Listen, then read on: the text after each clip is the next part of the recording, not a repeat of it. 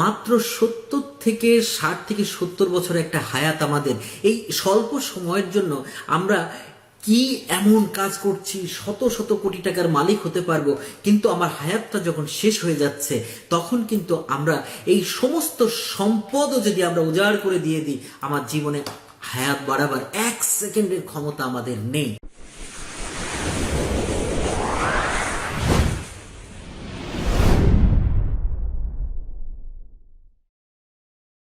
সুপ্রিয় দর্শক, শুভেচ্ছা নেবেন, সাথে আছি, পাশে আছি।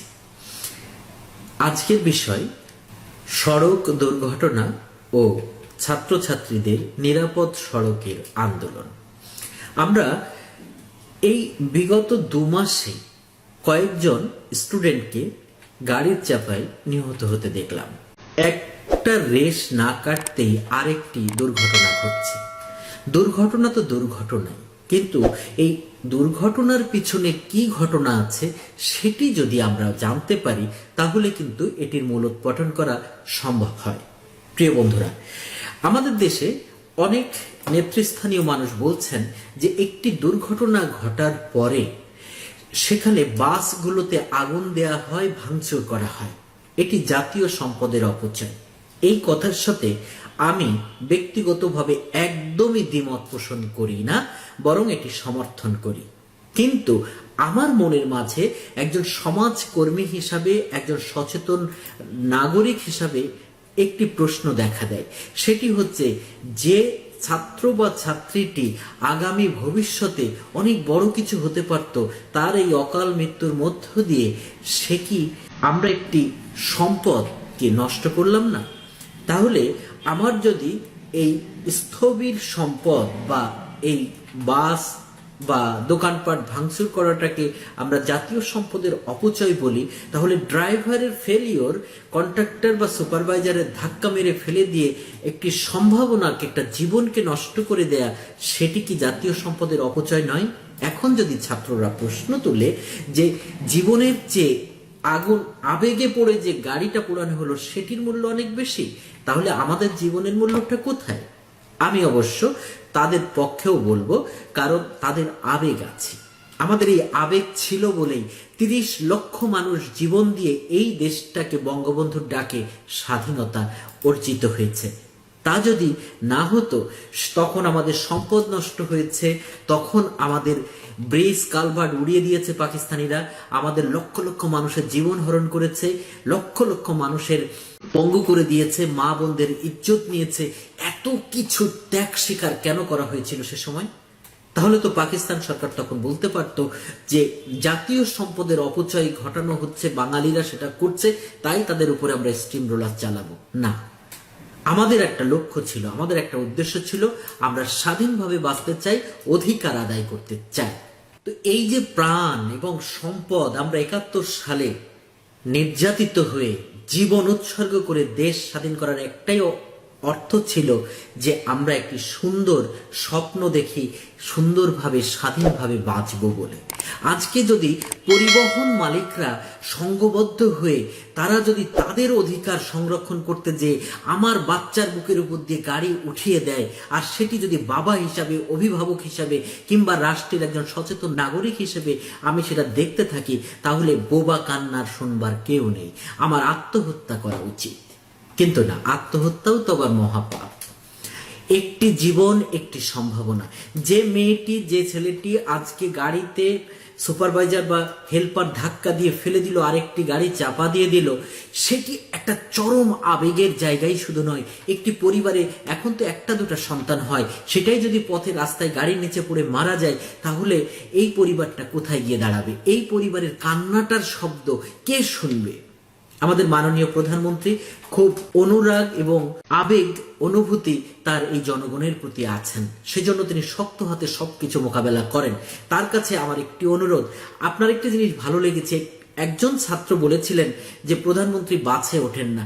আপনি কিন্তু সেটি দেখেছেন এবং সেটি কোট করে আপনার জীবনে আপনি কোথায় কোথায় গিয়েছেন আপনি কিন্তু সেটা তুলে ধরেছেন, জাতি জানতে পেরেছে, নতুন প্রজন্ম সেটা জেনেছে।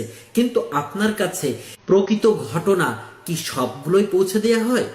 আমার মনে হয় প্রকৃত ঘটনাগুলো যদি আপনার কাছে যায়, আপনি একজন চরম মমতাময়ী মানুষ, আপনি সেগুলো বাস্তবায়ন করবেন, এটি আমার বিশ্বাস। কারণ আপনাকে আমি যতটুকু অনুভব করি সেটি বুঝতে পারি।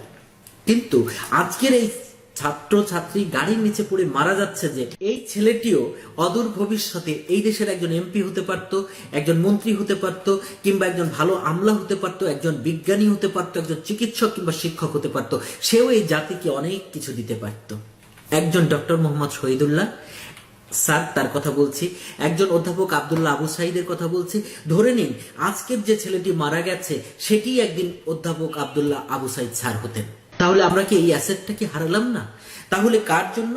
আমাদের দেশে পরিবহন মালিক সমিতি তারা এতটাই স্ট্রং, এতটাই শক্তিশালী, সেটা কি রাষ্ট্রের চেয়ে শক্তিশালী? তারা একটা ঘোষণা দিলেন কি, তারা ঢাকার ভিতরে হাফ ভাড়া স্টুডেন্টদের জন্য করলেন। তাহলে শুধু ঢাকা সিটিতেই ছাত্ররা বসবাস করে, আর সারা দেশে যারা বসবাস করে, প্রত্যেকটি জেলার মানুষ, 63 জেলা, প্রায় 63.5 জেলা, কারণ ঢাকা জেলার মূল মেট্রো বাদ দিলেও আরো ঢাকা আছে, তো সেই প্রায় 64টি ডিস্ট্রিক্টে যারা বাস করে সবাই কি শিল্পপতি, সম্পদশালী? তো যেহেতু এই দেশটি স্বাধীন হয়েছে, সবাই সম অধিকার ভোগ করবে এটার জন্য, তাহলে আমাদের সংবিধানের সকল নাগরিকের সমান অধিকারের কথা বলা হয়েছে।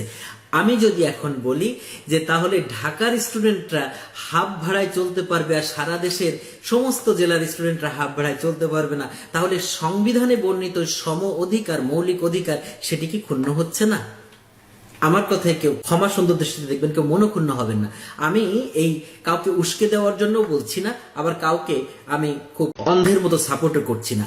আমি স্টুডেন্টদেরকে এখন পর্যন্ত ধন্যবাদ জানাই, তারা এই যে আন্দোলন করছে, তারা কেউ কিন্তু গাড়ি ভাঙতে দেখিনি স্টুডেন্টরা অন্তত, বরং তারা গাড়ির রাস্তায় গাড়ি সিরিয়াল করে 18 সালেও করেছিল, এবারও দেখছি তারা গাড়ির কাগজপত্র চেক করছে, তারা রাস্তা দিয়ে গাড়িটা সুন্দর করে পার করে দিচ্ছে।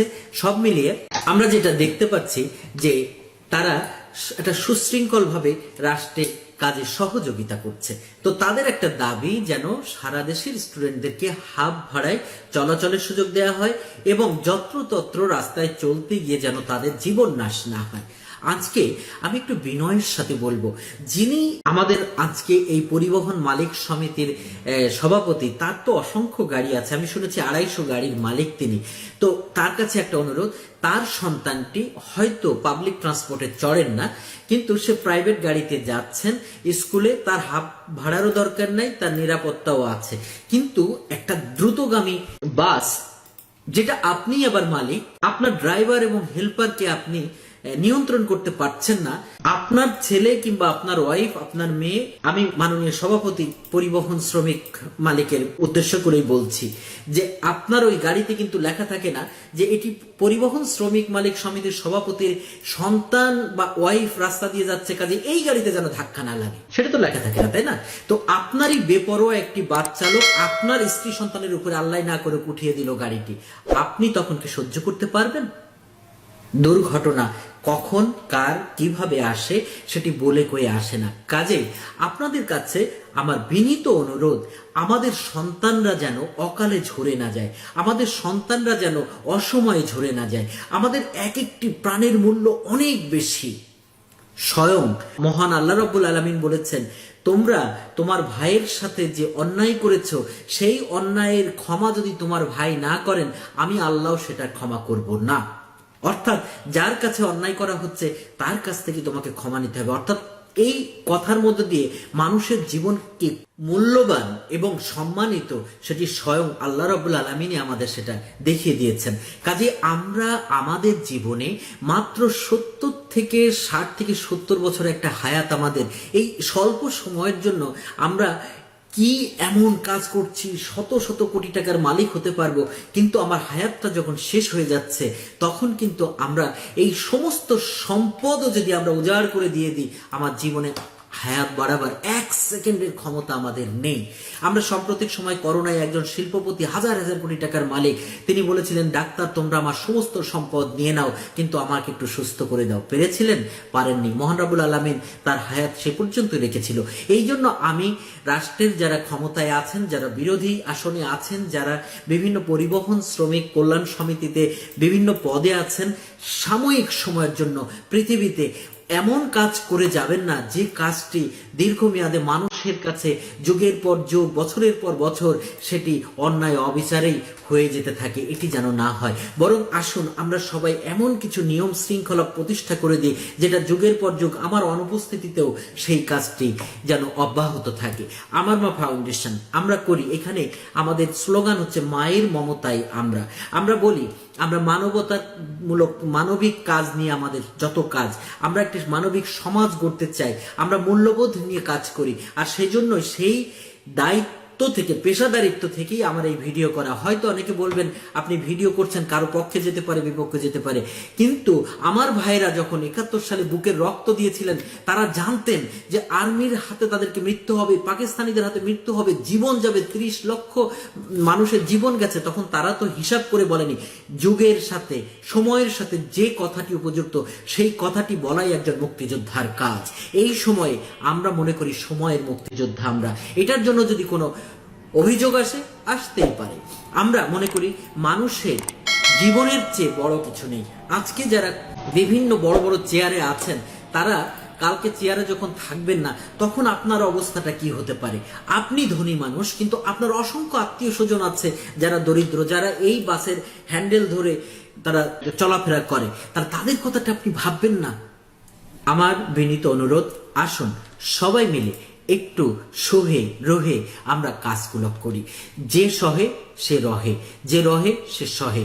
আসুন, আপনাদের হাতে এখন স্টিয়ারিং আছে, আপনি সেটি কেমন ভাবে চালাবেন, এখানে বিবেক বোধ দিয়ে, এখানে আপনি মানবিকতা দিয়ে, এখানে আপনি মূল্যবোধ দিয়ে কাজ করুন। আসুন আমরা সবাই মিলে একটি রাষ্ট্র, বঙ্গবন্ধুর স্বপ্নের সোনার বাংলা একা একা হবে না, আমরা সবাই মিলে গড়ে তুলি। তাহলেই আমরা বিশ্বের বুকে, প্রধানমন্ত্রীর যে বক্তব্য, মাননীয় প্রধানমন্ত্রী বলেন যে লাল সবুজের পতাকা বিশ্ব বুকে, বিশ্বের দরবারে পথ করে উঠবে। মাননীয় প্রধানমন্ত্রীর এই প্রত্যাশা পূরণ করতে গেলে আমাদের ব্যক্তি স্বার্থকে জলাঞ্জলি দিতে হবে, আমাদের দলীয় স্বার্থকে জলাঞ্জলি দিতে হবে। আমরা রাষ্ট্রকে নিয়ে ভাববো।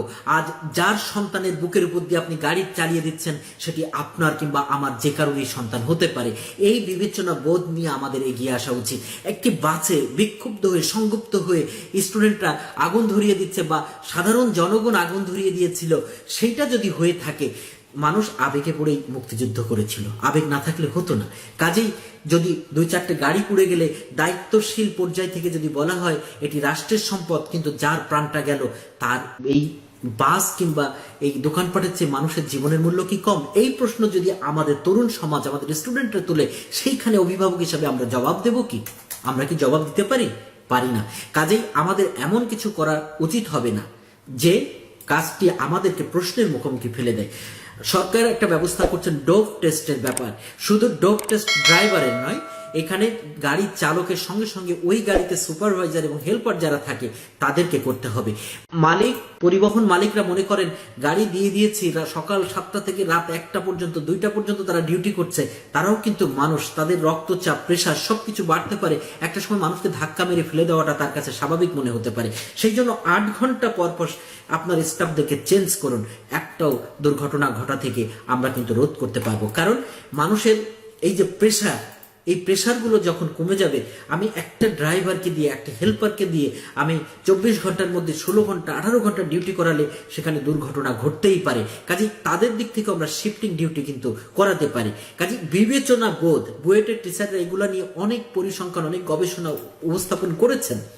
আমরা সেগুলো আসুন সবাই মিলে বাস্তবায়ন করি। আমি মাননীয় সরকারের কাছে অনুরোধ করব, কারো পক্ষে বা বিপক্ষে নয়, বরং আপনারা নিরপেক্ষভাবে প্রতি মাসে, প্রতি বছরে এইভাবে স্টুডেন্টরা মারা যাবে, বাবা মায়ের কোল খালি হবে, এর প্রকৃত কারণ প্রশাসন যেন খুঁজে বের করেন এবং এর সঠিক বিচারটি তালি করেন। না হলে আজকের শিশু কিশোর এই তারুণ্যের কাছে আজকে যারা নেতৃত্বে রয়েছেন, দেশ পরিচালনা করছেন, তারা কিন্তু অভিযুক্ত হয়ে যাচ্ছেন। এই বিষয়গুলো মাথায় রাখতে হবে। কারণ এই দেশটি বঙ্গবন্ধু স্বপ্ন দেখেছিলেন সোনার বাংলাদেশ করবেন। সোনার বাংলাদেশ হতে গেলে সকলের চিন্তা হতে হবে নির্মোহভাবে, নিঃস্বার্থভাবে, রাষ্ট্রের স্বার্থে। তাহলে কোনো মানুষ আর অভিযোগ তুলবে না। সবাই তখন ভাববে এই দেশটি আমার। ছোটখাটো ভুল হলেও ক্ষমা সুন্দর দৃষ্টিতে দেখবে। আসুন সবাই মিলে দেশ গড়ি।